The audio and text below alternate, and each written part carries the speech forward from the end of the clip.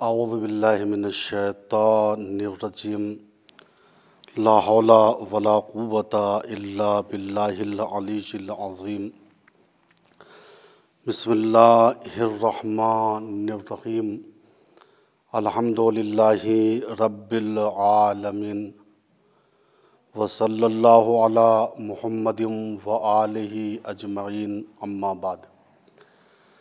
ناظرین کرام، سلام علیکم ورحمۃ اللہ وبرکاتہ۔ میں نے بارہا عرض کیا کہ اصل خواب اور اس کی تعبیر قرآن اور حدیث کی روشنی میں ایک مسلم چیز ہے اور ناقابل انکار ہے۔ چنانچہ اللہ کے پیغمبر حضرت محمد مصطفیٰ صلی اللہ علیہ وآلہ وسلم اپنے ایک نورانی بیان میں ارشاد فرماتے ہیں کہ من لم یؤمن بالرؤیا الصادقہ فإنہ لم یؤمن باللہ ورسولہ۔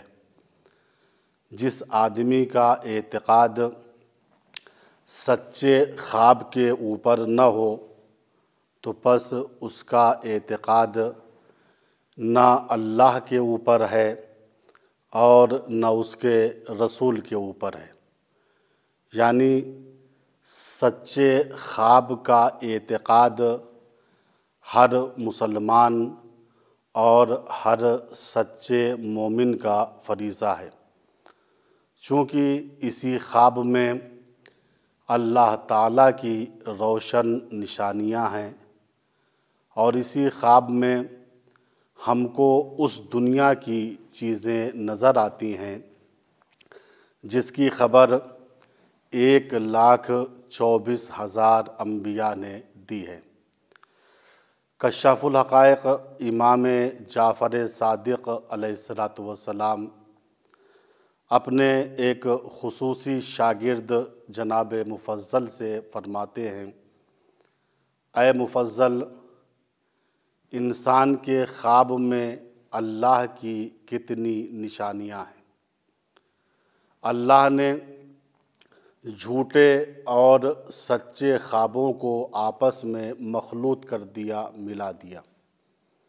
اس بات میں اللہ کی نشانیاں ہیں۔ کیوں؟ چونکہ اگر ہر انسان سچا خواب دیکھتا تو وہ نبی اور رسول بن جاتا۔ چونکہ صرف نبی اور رسول اور وہ افراد جو خدا کی طرف سے رسولوں کے سچے جانشین ہیں، یہ وہ لوگ ہیں صرف اور صرف جو جھوٹے خواب نہیں دیکھتے۔ اسی لیے امام فرماتے ہیں کہ اگر تمام افراد صرف اور صرف سچے خواب دیکھتے تو ہر انسان، ہر فرد نبی اور رسول بن جاتا، اور اگر ہمیشہ انسان کے خواب جھوٹے ہوتے تو پھر خواب سے انسان کا اعتماد اٹھ جاتا۔ وہ کہتا یہ ایک بے ارزش اور بے قیمت چیز ہے، لہٰذا اس پہ ہم توجہ نہیں کر سکتے۔ لہٰذا اللہ تعالیٰ نے جھوٹے اور سچے خوابوں کو عالم رویا میں مخلوط کر دیا تاکہ انسان پہلے یہ سمجھے کہ ہمارا خواب سچا ہے یا جھوٹا ہے، اور اگر ہمارا خواب سچا ہے تو ہم کو کس بات کا میسج دے رہا ہے؟ اچھائی کا میسج دے رہا ہے یا برائی کا میسج دے رہا ہے؟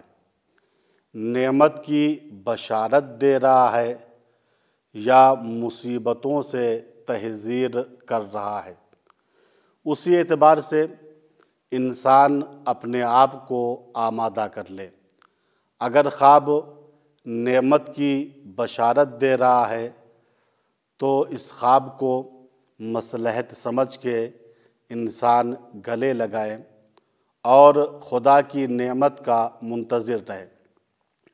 اسی طریقے سے اگر خواب برا میسج دے رہا ہے، اس بات کا میسج دے رہا ہے آنے والے زمانے میں تمہارے اوپر یہ مصیبت پڑنے والی ہے، تب بھی ہم کو چاہیے ہم اپنے آپ کو اس مصیبت کے لیے آمادہ اور تیار کر لیں، چونکہ ما اصاب من مصیبت الا باذن اللہ، کوئی بھی مصیبت ایسی نہیں ہے جو اذن خدا کے بغیر انسان تک پہنچے۔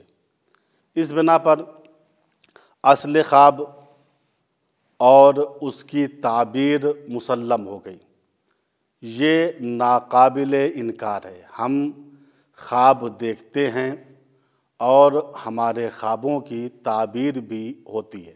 والسلام علیکم ورحمۃ اللہ وبرکاتہ۔